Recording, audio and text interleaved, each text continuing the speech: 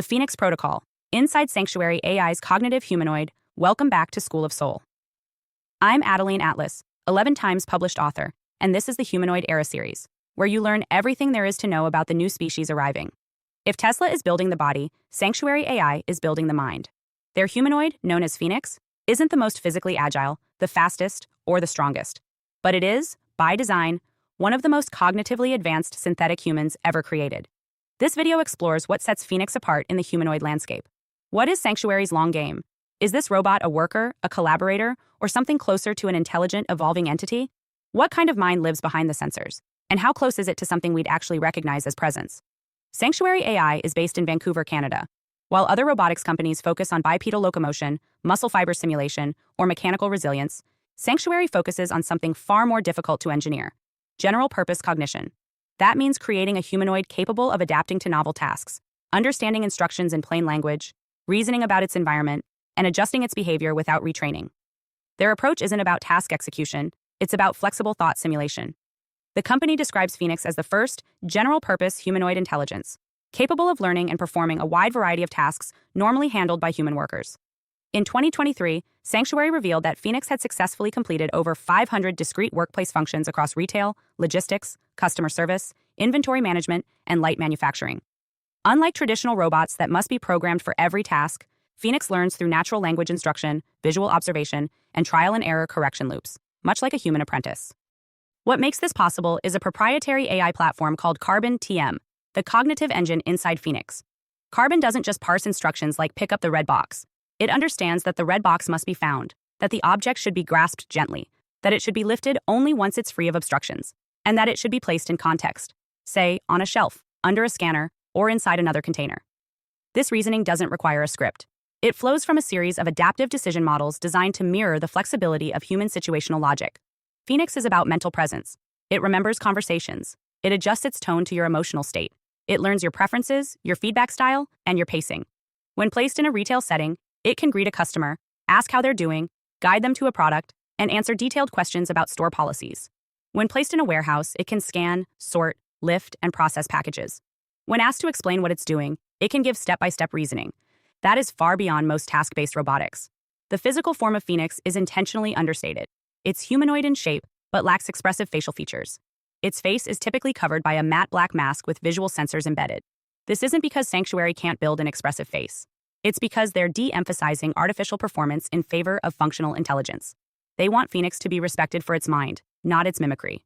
It's a very different design philosophy from companies like Hanson Robotics or Xiaomi, which emphasize cuteness, emotional resonance, or surface-level trust building. Where Tesla Bot aims to blend into factory workflows with a minimalist design, Phoenix is closer to a digital child, not in immaturity, but in the sense that it is constantly learning, asking questions, expanding its behavior, and refining its logic. Engineers working with Phoenix have described it as curious, persistent, and willing to admit confusion. This isn't an illusion of personality. It's the result of Carbon TM running recursive self-modeling loops, meaning Phoenix not only performs tasks, but analyzes its own performance and updates future behavior accordingly. One of the core breakthroughs Sanctuary has achieved is what they call goal-based planning. Instead of micromanaging each robotic action, a human operator can assign Phoenix a goal, organize the product wall by color and size, and the robot will self-determine the sequence of actions required to complete it. This mimics how humans operate in real jobs. We aren't told how to move our fingers. We're told the outcome, and we figure out the rest. Phoenix is designed to do the same. It handles goal disambiguation, object affordance recognition, and adaptive sequencing in real time, with feedback loops if something goes wrong. But this level of thinking raises important questions. Where is the line between task simulation and conscious awareness? Is Phoenix simply running decision trees with clever user-facing language? Or is it evolving an internal model of the world that we might one day call a primitive mind? The answer isn't clear, but the behavior is compelling. Phoenix is designed to talk through its logic. Ask it why it chose to fold a towel before placing it in a bin, and it might say, because folded towels take less space and are easier to count. That kind of reasoning, even if pre-trained, gives the illusion of consideration. In some cases, it even asks clarifying questions. Would you like me to start with the heavy boxes or the fragile ones? These moments, when it deviates from passive execution and initiates dialogue, create the sense of being in the presence of a mind. Now let's talk about training. Phoenix learns from a combination of methods. Teleoperation. A human guides the robot using a VR suit or controller, demonstrating how to perform a task while Phoenix records and replicates the movements and decisions. Language instruction. Verbal cues and natural sentences are parsed and mapped to task categories. Reinforcement learning. If Phoenix completes a task incorrectly, it logs the failure, refines the behavioral pattern, and adjusts its approach the next time. Simulation environments. Before being deployed in the real world, Phoenix is trained in virtual task environments where it can perform thousands of iterations in minutes without wear or injury. The result is a robot that learns more like a person than a machine. Its limitations aren't programmed. They're discovered through interaction.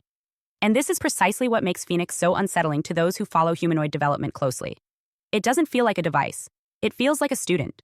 Not because it emotes or anthropomorphizes, but because it learns and adapts without having to be rewritten. Sanctuary's long-term vision is not to sell Phoenix as a product, but as a workforce partner.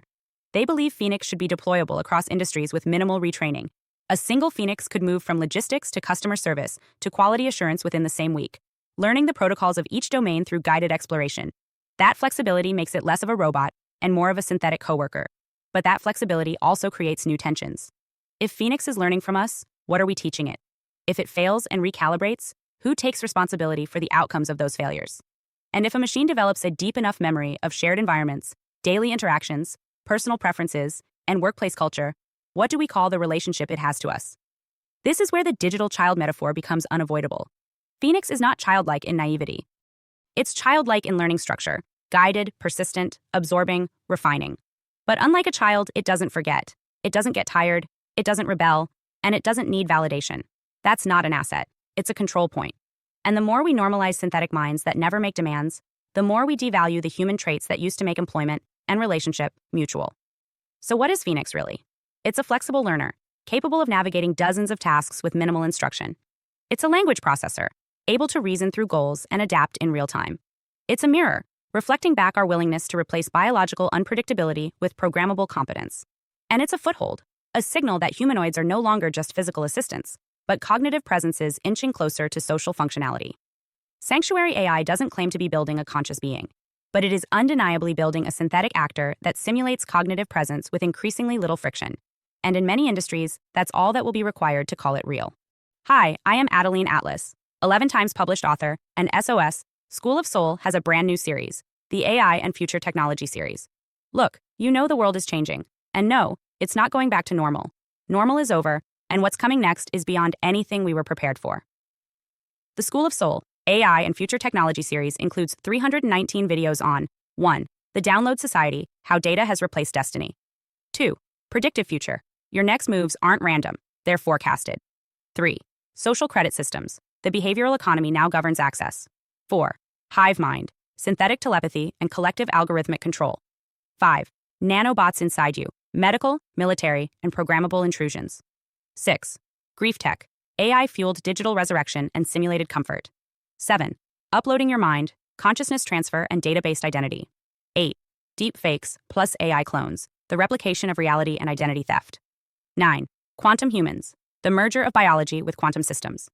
10. Digital afterlife, where your data goes when you die. 11. Resurrection science, reviving life through synthetic methods. 12. Immortal science, the end of death as we know it. 13. Longevity science, gene editing, anti-aging, and bio-upgrades. 14. Designer babies, engineered perfection before birth. 15. Artificial wombs, birth decoupled from the female body. 16. 3D printing, printing organs, limbs, and even humans. 17. The humanoid era, the rise of synthetic beings among us. 18. Legacy humans, the slow phase-out of unmodified analog people. 19. Smart cities, algorithmic environments that watch and decide. 20. Cloud-based societies, citizenship without borders or bodies. 21. Hackable humans, emotion, memory, and behavior under code. 22. Biometric scanning, your body is your password and your prison. 23. Sex tech, intimacy reprogrammed by machines. 24. Extinction of gender, fluidity, deletion, and design of identity. Every topic is fully explored with real-world technologies, patents, case studies, ethical analysis, and future forecasts. These aren't someday discussions. This is already happening. Join the SOS School of Soul Vault to overstand the future before it's implemented on you.